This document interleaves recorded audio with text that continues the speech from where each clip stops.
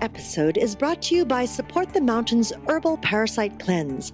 This formula targets the small and large intestinal tracts and larvae, the most broad-spectrum formula available today. 100% organic, formulated by Dr. Mikio Sankey, author of the Esoteric Acupuncture series. For 10% off your first bottle, visit shopyogahub.com and use the coupon code CLEANSE at checkout. Hello and welcome to IHTV's Flowing into Awareness with visionary and master intuitive Anatara. I'm Christina Suzuma, your host for this program. This is episode 51. Are you really here at all? I sure hope so. And with us is our beautiful Anatara. Good day, Christina. Hello, Anatara. Are we here? Well, a part of us is here, a representation of us is here, and we're just going to explore a little bit what that means. So if we start with, are you really here at all? And notice what first happens when that question comes up. Well, what do you mean, am I really here at all? Of course I'm here. I can feel my skin, and I'm looking around and I see things through my eyes, and I feel a certain temperature and my stomach is rumbling. Well, of course I am here. But who is this I? Who could that possibly be?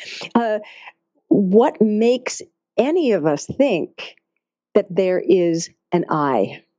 What makes any of us think that there is? It's so tangential and so philosophically out there. It's one of those discussions that brings up all sorts of ideas and concepts and questions. So we'll just start with that. What I'm really getting at is what is the nature of a person? What is the nature of a personality? Yet through exploring who we are on all of the levels of physical and energetic existence, who are we really? So we come into these bodies, something animates a body, something activates a body. Well, what is that? Is it a soul? Is it the angels speaking to the ears or to the mind of this body? Is it God that's animating us? What is making there be an individual?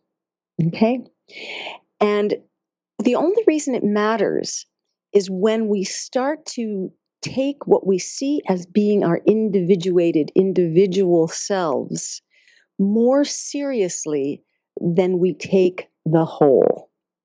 And the reason that becomes problematic is that when we believe firmly that we are a separate self, a separate being, then we forget that everything that we do is supported by everyone and everything else, and that everything that we do affects everyone and everyone else. So wouldn't it be interesting if we could look at, let's say you sat down and you looked at your computer and you said to yourself, is there really anybody here? Am I here? Is Anatara here looking at this computer screen? Or is it the collective animating the body that is Anatara looking at the computer screen? And you may still be saying, well, what does this have to do with anything? Why does this matter? It matters again when we start to take ourselves too seriously. When we start to believe that the I that I think I am knows everything, can create everything, can do everything, and is very, very important. I'm not suggesting that the way we are expressed as individuals within the collective is not important or real. What I'm suggesting is that for us to be fully actualized, fully happy, fully energized human beings, it's the collective connection, the belief that by seeing things through the collective, the individual representation becomes strong and clear. I'm going to use that word ego, even though I don't like it very much. What about the ego? What purpose has the ego?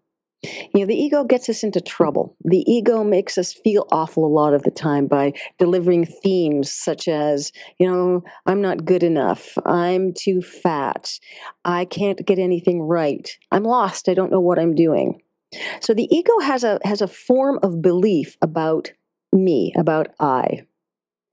The collective can see through those surface beliefs and love them and hold them and support them, so that what we really are here for, what we really are, a portion of the collective, an individual representation of the collective consciousness of being, can shine through and can create, can co-create, can exist, can share.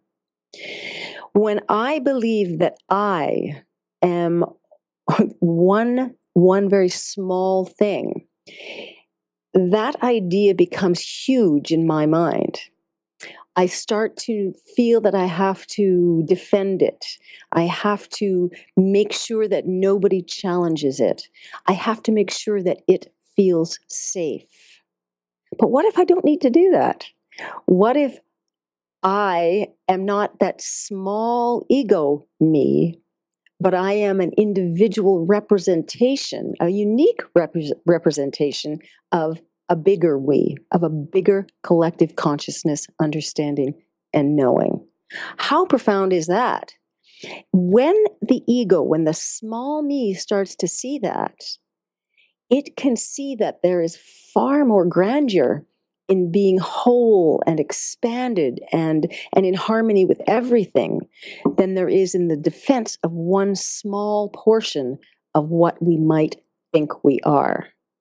Now, I've used a lot of words to describe this differentiation, and I'd like to apply a little bit of heart to it, or have a little bit of heart come through about that.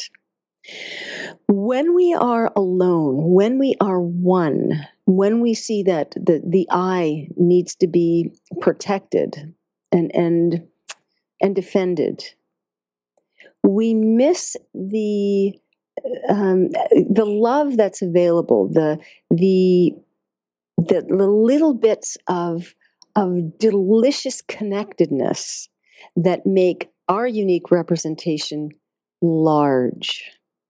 We're shutting ourselves down. We're limiting ourselves. We're getting lost in the stories of who we think we are, rather than seeing that sometimes the story can inform us, but that it's not really who we are. It's a small experience of who we really are. When we start to exchange with everything around us from the expanded and easy and delighted sense of we rather than I, then truly profound things are possible. The grandeur that small me is trying to look for is only found when the big we me gets a chance to explore and to express itself. Have I confused you completely, Christina? No, I love it. I love it. Start thinking of we, me, myself, and I, right? No, I'm just teasing. Well, that's a much better way to look at it. Me, myself, and I, we. We. For those of you who might find it a little difficult to be thinking of the we, start there.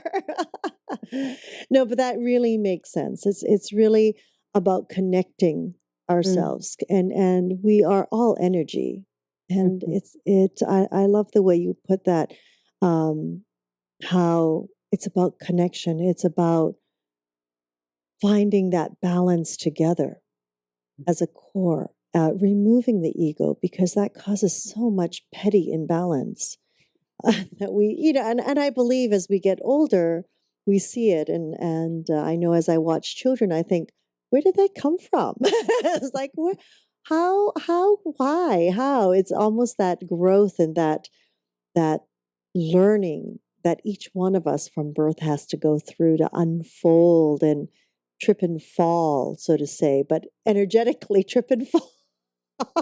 Well, it is a big part of the experiment of this third dimensional living that we're Yeah. still doing, much of the time, is to be here, to notice what the ego and the I, in quotes, are, and then to trip and fall through it, and to come through those motions to the bigger picture, to the feeling and the understanding that you've got nothing that you need to personally defend. That the ego doesn't have to, run rampant over its direction of you. That you can use the ego for certain things when needed, but that it has nothing to do with your truest identity. Nothing at all. It's not even a representative of your truest identity. It is an individual expression of collected consciousness, having fun within this dimension, but it has nothing to do with who you really are. Nothing at all.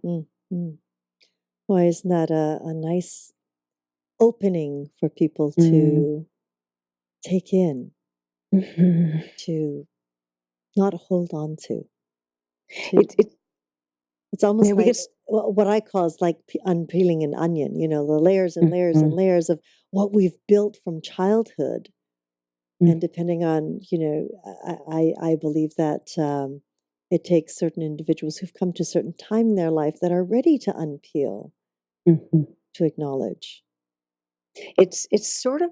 We're all at a stage now where we can do it even when we're younger than, waiting till we're old and wise and in our mentorship, where we can let the ego relax. You can actually ask your ego to take a back seat for a little while.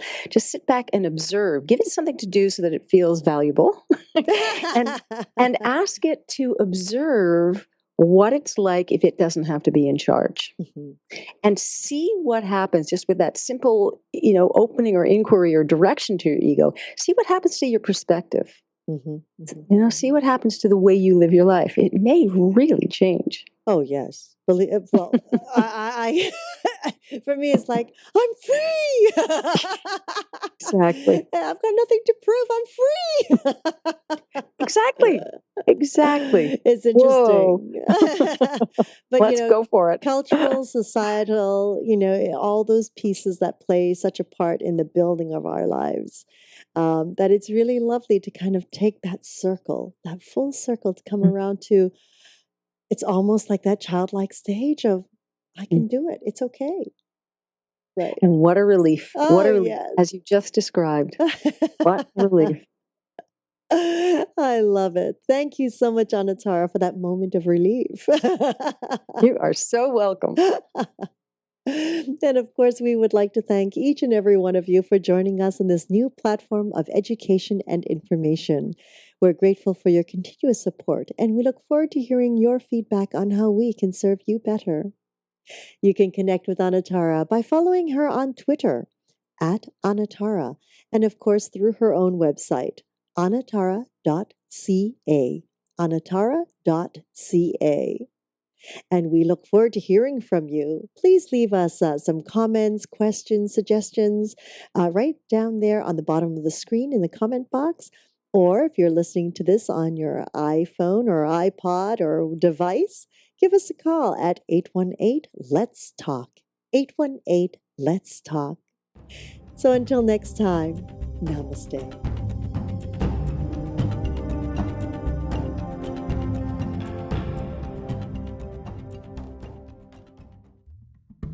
So who are the angels? Who are these loving hands? These hands that we sometimes feel and usually don't. The angels are a vibration more than anything else. They are a group of beings who exist in one particular frequency, one particular vibration, which is only love. The kind of love that we believe in as unconditional, the kind of love that we reach out to when we really need something, the kind of love that is the source